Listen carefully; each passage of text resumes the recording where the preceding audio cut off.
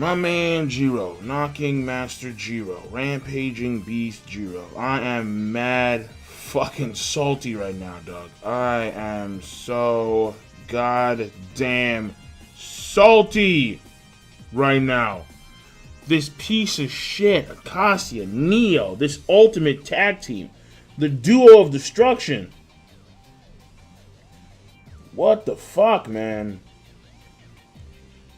This dude Jiro, I really was pissed. Like the moment this dude Neo ate the attack, he ate the grand knocking that would have stopped the planet's rotation. And then this dude ACACIA proceeds to insert like his weird pus thing inside of Jiro's mouth. Come to find out, all that shit you learned was from me. Remember that. Releases all of the damage that he knocked. I thought that he had redirected that damage elsewhere. But apparently, some of that damage, or maybe the lion's share of the damage, stays with Jiro.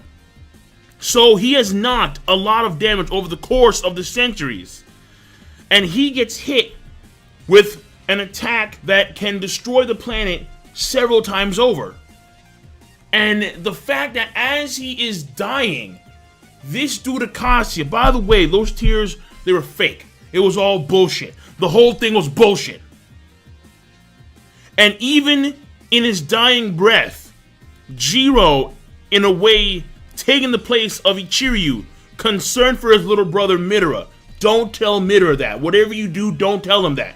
He still believes those golden days even to this day. Yo, like, I can't fucking wait, man. I cannot wait for this dude ACACIA to get the Mugen Kugi. I cannot wait for it, man.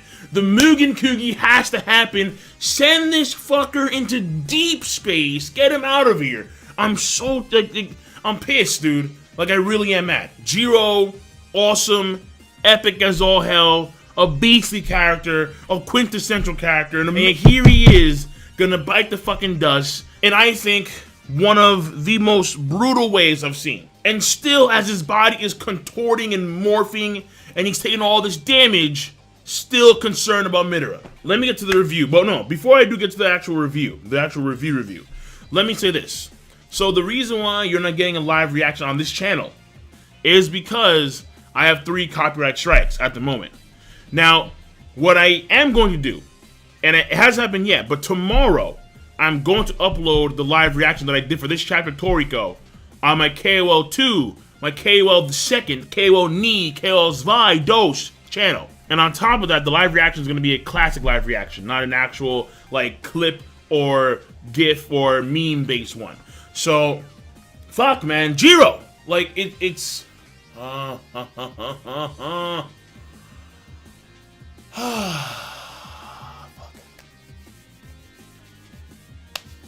Slime. I mean, Don Slime could still be alive, but now we found out in this chapter that Jiro... So let me go to characterization first. It's mainly 2 things. You have Jiro and then you have ACACIA. Now, what I will say is that there is some for Joa, because Joa is using a new skill that allows him to, I guess, enhance the flavor of itself. Therefore, Joa is now looking like full-on Froze. So, I mean, since Joa is actually using Froze's body, then it makes sense, but the flavors are being enhanced. Therefore, transformation. Or maybe like it's an illusion. I'm not too sure. But basically, Joa is displaying a new skill. That's number 1. And Jiro has a few things that we gotta talk about. Number 1 is the confirmation that he did not actually have regen like a gourmet demon, like many gourmet creatures, despite the fact that he was eating a lot of red nitro and gourmet demons when he was growing up. What actually is the case here is, you know, now I think about it, how the fuck is Guinness going to react? Jiro was raised by Guinness. Guinness is basically Jiro's dad. How the fuck is Guinness going to react to hearing basically his son get killed by ACACIA, by a Neo Demon? How is Guinness going to move?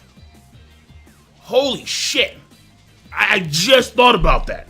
let me get back to characterization. So not only do you have confirmation that Jiro does not have regen like a gourmet demon or a very powerful gourmet beast, because I guess humans in general don't have that level of regen when it comes to their particular gourmet powers. However, we did see him take the life orb in the previous chapter and use that life orb, and we find out from him more about the life orbs themselves. But that's more for story progression. Second of all, when it comes to his damage knocking, he does not redirect the damage elsewhere, or maybe not completely. There is at least a portion of the damage in his body still. And apparently he has knocked a lot of damage over the course of centuries. So all that damage is what ACACIA used against Jiro, and that's how Jiro died. But this goes to the next point when it comes to his characterization. Because Jiro performed the million knocking, and he was able to freeze ACACIA's entire body, with the exception of his mouth. And you can see how those weird pus things, those weird boils, wind up turning into like spikes. So that was fascinating, and that was the way the knocking was displayed. ACACIA then talks about how his second son, Jiro, how he was raised by Guinness, and because he was raised by Guinness, he's not exactly smart.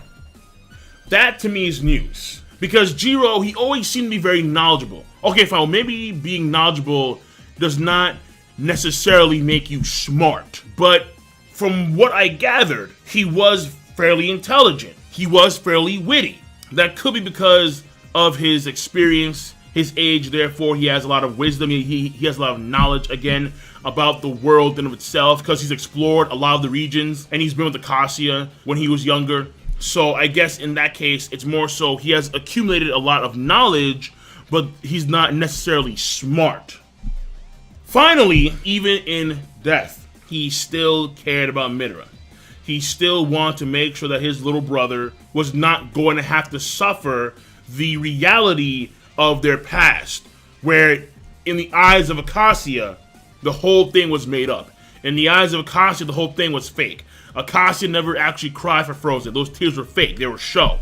So ACACIA more and more and more is looking like just like the ultimate douchebag. And now you have Midora in the situation where which Midora is not going to fight against the image of the woman that took care of him first, Frozen. So maybe in this case, him not knocking ACACIA's mouth, therefore allowing ACACIA to utilize his tongue, maybe that was actually kindness on Jiro's part. Because you can see even in the last second of his life, he displays kindness towards his brother. Maybe him, again, not knocking the mouth, allowing ACACIA to speak, wasn't necessarily stupidity, but it was kindness on the part of Jiro. The last part for characterization is going to be ACACIA himself, where ACACIA himself, he reveals that, guess what, he never gave a fuck. He never gave a fuck about the whole thing. The whole thing was an illusion. It was a farce. He was straight bullshitting. Or maybe Frozen knew about this. I'm not too sure. Maybe she knew. Maybe that was also part of the reason why she chose not to come back. Maybe Neo is influencing ACACIA in some way, shape, or form where he actually did care, but Neo is manipulating him. Possibly, but for now, the motherfucker didn't care. And also on top of that, seeing Neo and ACACIA act independently in the midst of combat. You see how Neo, he consumes the Grand Knocking force to stop the planet's rotation, and then ACACIA himself comes right in Jiro's face. Again, he inserts the freaking boil hand thing, and then he unseals the damage knocking. So you see ACACIA and Neo act independently in the midst of combat. That's also a component of the characterization. So that is it for characterization. Finally, we get to story progression. We have three major things here. The first one, obviously, being the life orb stuff, which is pretty big because we find out now. I mean, maybe it was stated before, but whether or not that's the case, what is the case is that they contain food spirits, the life orbs, of very potent ingredients, and they take the place, even physically. So understand that it used to be, okay, so like you just die and like it shatters and like you come back. No. Even in the case of a physical manifestation, we see Jiro's head get lobbed off, and that head was actually a spirit. The spirit took the place of Jiro's head. So even the head can exist physically. You see what I'm saying? So even in that case, the life orbs can protect you. The second thing when it comes to story progression is going to be, of course, the death of the rampaging beast, knocking Master Jiro, prominent character, huge character, allow it to the overall story, and it looks like he's dead. I don't see him coming back, honestly. He exploded.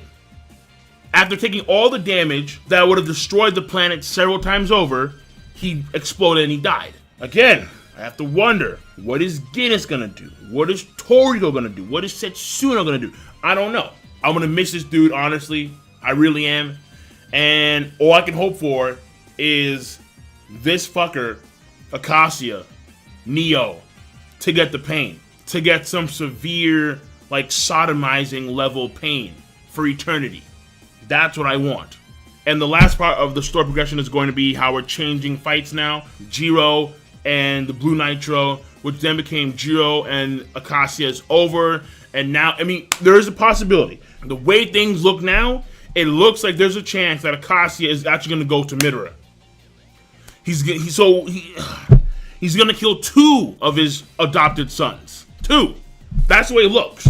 And Midora, he's going to fight against Joy right now. If Joy does lose, then there's always the chance of ACACIA coming in there to fight against Midora. And if that happens, then odds are he's going to die as well. Because ACACIA, he's not stopping. Until it comes to the main characters, he's not stopping. I am done. The chapter overall, obviously a huge chapter when it comes to the death of Jiro alone. The revelation that ACACIA actually never gave a fuck even then. Even then he never cared about this so-called family. Right there, in of itself, this chapter, I think it's a yo, honestly. All right, that is too big for the overall story. It's massive, all right? Like Jiro dying in this story is the equivalent of any major character in any series dying. And then the Master, a character who is revered, ACACIA, revealing that he himself didn't even care about his family. How he only cared about what's going on with Neo and whatever is in the beyond, or the origins of the energy of the universe. That type of shit. It's heavy, man. It's fucking heavy. And it sucks seeing Jiro die like that. It still gets me a little bit peeved, honestly, man. It really does. Because ACACIA is fucking winning. Charlie Sheen winning. And I don't want him to win. So, but I guess in that case, that does make him a good villain. Because he does piss me the fuck off. Alright, so I'm done. King of Lightning, rate the video, comment, and subscribe as always. Peace! Have a nice goddamn day. Rest in peace, Rampaging Beast.